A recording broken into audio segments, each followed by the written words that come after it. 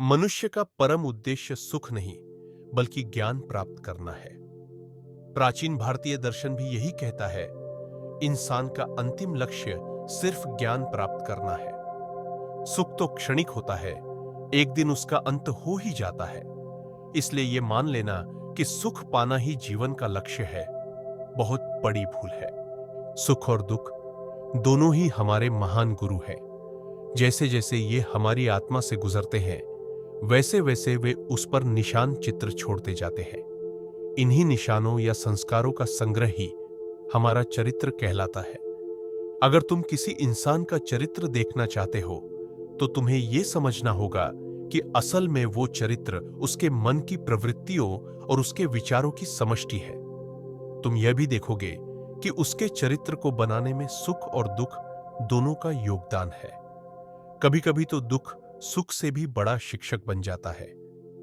अगर हम संसार के महापुरुषों के जीवन को देखें, तो यह साफ दिखाई देता है कि अधिकतर मामलों में उन्हें सुख की तुलना में दुख और गरीबी से ज्यादा सीख मिली है, और प्रशंसा की बजाय निंदा ने उन्हें अंदर से ज्यादा मजबूत और ज्ञानवान बनाया है। असल में सच्चा ज्ञान हर इंसान के अंदर छिपा होता है। कोई भी ज्ञान बाहर से नहीं आता। हम जब कहते हैं कि इंसान ने ज्ञान प्राप्त किया, तो मनोविज्ञान की भाषा में इसका सही अर्थ होता है, उसने अपने अंदर से उस ज्ञान को बाहर निकाला, आविष्कार किया।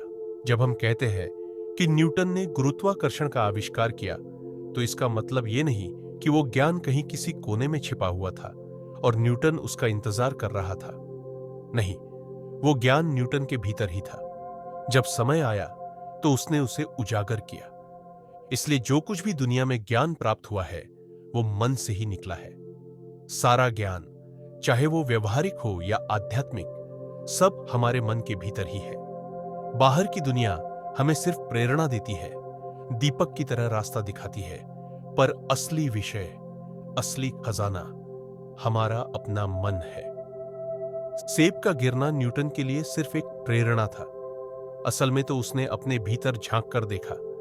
वहां पहले से जो विचारों की कड़ियां थी, उन्हें जोड़कर एक नई कड़ी बनाई, जिसे हम आज गुरुत्वाकर्षण का नियम कहते हैं। यह नियम ना तो सेब में था, ना ही पृथ्वी के केंद्र में। वो तो न्यूटन के मन में था। इसलिए कहा जाता है, हर प्रकार का ज्ञान हमारे अंदर ही छिपा होता है। अक्सर वो ढका होता है, दिखाई नहीं देता।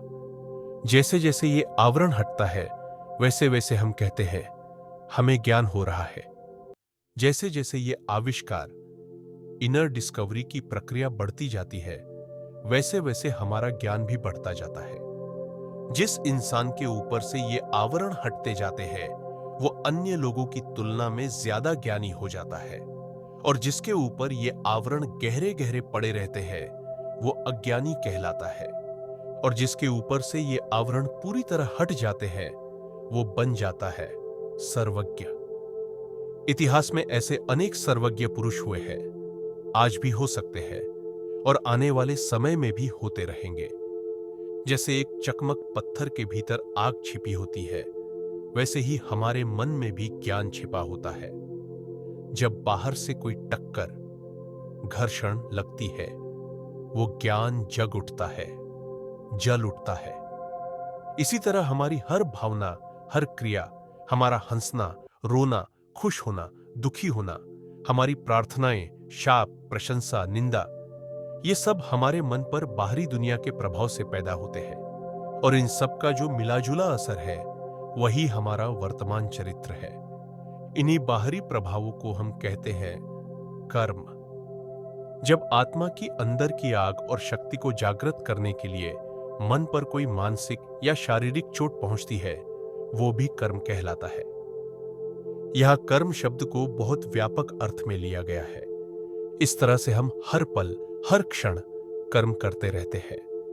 मैं अभी तुमसे बात कर रहा हूं, यह भी कर्म है। तुम सुन रहे हो, यह भी कर्म है। हमारा चलना, सांस लेना, सब कुछ कर्म है। हर छोटा बड़ा काम, मानसिक या शारीरिक, सब कर्म है, और हर कर्म हमारे ऊपर छोटा या बड़ा असर छोड़ता है। कुछ कर्म इतने छोटे होते हैं कि हमें दिखाई नहीं देते। जैसे समंदर के किनारे खड़े होकर हम जब लहरों की आवाज सुनते हैं तो ऐसा लगता है कि एक बड़ी आवाज आ रही है, लेकिन वो बड़ी आवाज दरअसल हजारों छोटी छोटी लहरों के मिलकर बनने से होती है। हर लहर का अपना अलग स्वर है, पर जब वे सब मिलती है तभी वो एक बड़ी आवाज बन जाती है। ठीक वैसे ही हमारे जीवन में भी कई छोटे छोटे काम एक साथ मिलकर हमारा चरित्र और व्यक्तित्व बनाते हैं। अगर तुम किसी इंसान का सच्चा चरित्र जानना चाहते हो तो उसके बड़े कार्यों को मत देखो, क्योंकि एक मूर्ख भी किसी खास मौके पर बहादुरी दिखा सकता है, लेकिन सच्चा महान इंसान वही है जिसका हर छोटा बड़ा काम हर परिस्थिति में उच्च और सच्चा होता है। हमारे जीवन में जितनी भी शक्तियां काम करती है उनमें सबसे शक्तिशाली है कर्म की शक्ति, क्योंकि यही हमारे चरित्र का निर्माण करती है। इंसान खुद एक केंद्र की तरह है जो सारी शक्तियों को अपनी ओर खींचता है और फिर उन्हें मिलाकर एक महाशक्ति के रूप में दुनिया के सामने प्रकट करता है। यह केंद्र है हमारी आत्मा, जो सर्वशक्तिमान, सर्वज्ञ और सर्वगुण संपन्न है। दुनिया की हर अच्छी बुरी चीज, सुख दुख, सब कुछ उसी की तरफ भागता है, उसी से जुड़ता है। फिर आत्मा उन सब का संग्रह करके उन्हें एक चरित्र रूपी शक्ति में बदलकर फिर से बाहर प्रकट करती है। जिस तरह किसी चीज को खींचने की शक्ति आत्मा में है, उसी तरह उन्हें बाहर प्रकट करने की शक्ति भी आत्मा में ही है। हमें जो भी कुछ इस संसार में देख रहे हैं, जैसे इंसानों के बनाए शहर, मशीनें, जहाज, बड़ी बड़ी इमारतें या युद्ध, ये सब असल में इंसान के मन और उसकी इच्छा शक्ति के खेल है। ये सब कुछ पहले मन में पैदा होता है, फिर हकीकत बनता है।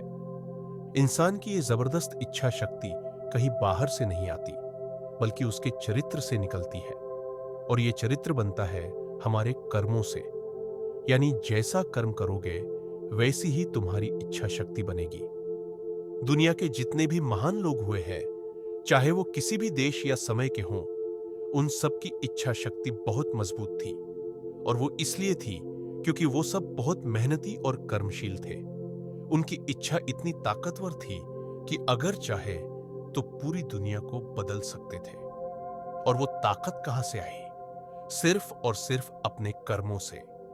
इसलिए दोस्तों, अगर आप जीवन में कुछ बड़ा करना चाहते हो तो अपने कर्मों को बेहतर बनाइए, क्योंकि अच्छे कर्म ही आपको वो शक्ति देंगे जिससे आप अपनी किस्मत और दुनिया दोनों बदल सकते हो। स्वामी विवेकानंद जी के विचारों को जानने के लिए धन्यवाद।